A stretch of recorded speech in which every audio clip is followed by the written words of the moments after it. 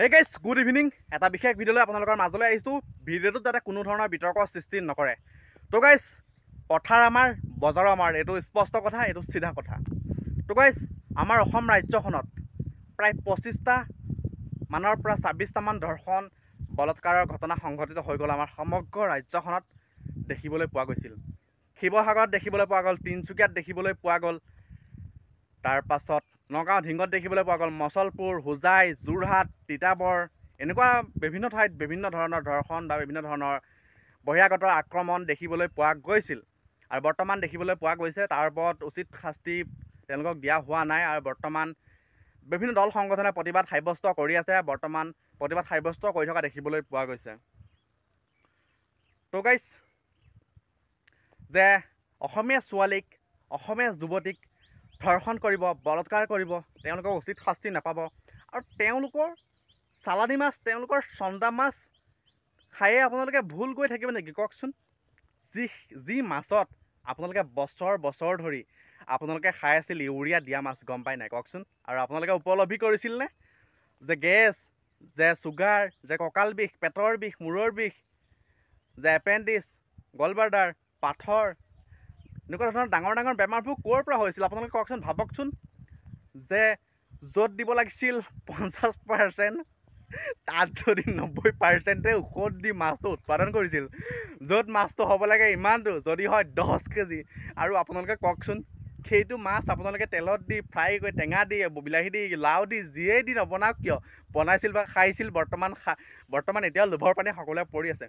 তাত কিমান ঔষধ দিয়া আছিল আপোনালোকে ভাবকচোন? কিমান ঔষধ আপোনালোকে খাই আছিল? আপোনালোকে কিমান ঔষধ খাই বছৰ বছৰ জীয়াই আছিল? কতজন অসমীয়াৰ মৃত্যু হ'ল আপোনালোকে ভাবকচোন। আৰু আপোনালোকে উপলব্ধি কৰকচোন বাৰু, কিমান আপোনালোকে ঔষধ দিয়া মাছ খাই আছিলে আপোনালোকে নিশ্চয় এবাৰ উপলব্ধি কৰকচোন। আৰু গাইজ বীৰ লাচিত খানা, অসমীয়া যুৱ মঞ্চ, এনেকুৱা ধৰণৰ বিভিন্ন দল সংগঠনে উজনি অসমৰ পৰা প্ৰায় 30টা সংগঠন মিলি একগোট হৈ উজনি অসমৰ পৰা 7 দিন সময়সীমা বান্ধি দিছিল, তেওঁলোকে যাতে জেগাসমূহ খালী কৰি দিয়ে আৰু তেওঁলোকে যাতে তাৰ পৰা আঁতৰি যায়। আৰু এনেকুৱা ধৰণৰ সময়সীমা বান্ধি দিয়া হৈছিল। ইতিমধ্যে বহুত আঁতৰি গৈছে, জেগাখিনি খালী কৰি দিয়া হৈছে। আৰু সেই অনুসৰি নগাঁৱৰ যি মৎস্যখন ঠাই বা অসমৰ বিভিন্ন জিলালৈ মাছ ৰপ্তানি কৰি আছিল, বা সেই মাছসমূহ এতিয়া উজনি অসমলৈ একেবাৰে ৰপ্তানি কৰাটো বন্ধ কৰি দিছে।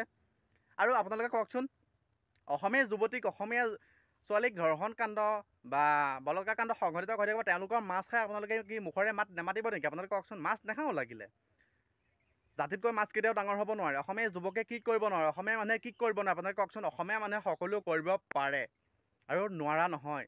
আৰু অসমীয়া মানুহে আপোনালোকে এতিয়া দেখি আছে বা আগতেও দেখি আছে বা দেখিবলৈ পাই আছে, অসমীয়া মানুহে কৰা নাই কি?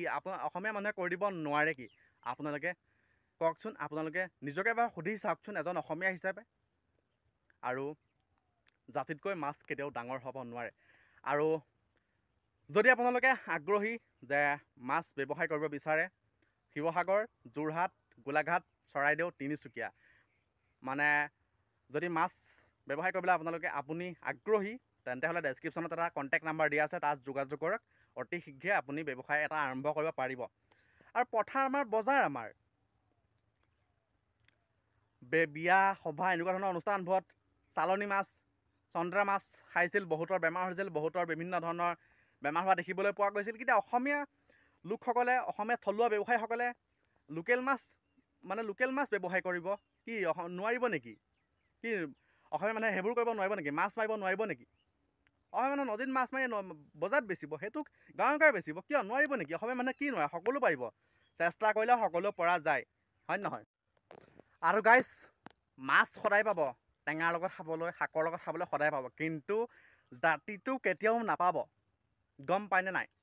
অসমীয়া ভাষা, অসমীয়া সংস্কৃতি, অসমীয়া সভ্যতা, অসমীয়া জাতি, গম পাই নাই কোনফালে তেওঁলোকে গতি কৰিবলৈ গৈ আছে, বা কেনেকুৱা এটা পৰিস্থিতি আমাৰ সমগ্ৰ ৰাজ্যখনতেই দেখিবলৈ পোৱা গৈছে, বা কেনেকুৱা ধৰণৰ এটা উত্তপ্ত পৰিস্থিতি হৈ আছে। এই বিষয়ে অসম বিধানসভা অধিৱেশনো শাসক বিৰোধীৰ মাজত এক বাকযুদ্ধ লাগি থকা দেখিবলৈ পোৱা গৈছে। আৰু হয়নে নহয় আপোনালোকে কওকচোন? এক চিন্তনীয় বিষয় যে অসমীয়া যুৱতীক ধৰ্ষণ কৰি, অসমীয়া ছোৱালীক বলৎকাৰ কৰি তেওঁলোকে আমাক মাছ খুৱাই খুৱাই ভুলাই থাকিব, আমি মাছ নাখালে মৰি নাযাওঁ, আমি ভাত নাখালেও মৰি নাযাওঁ।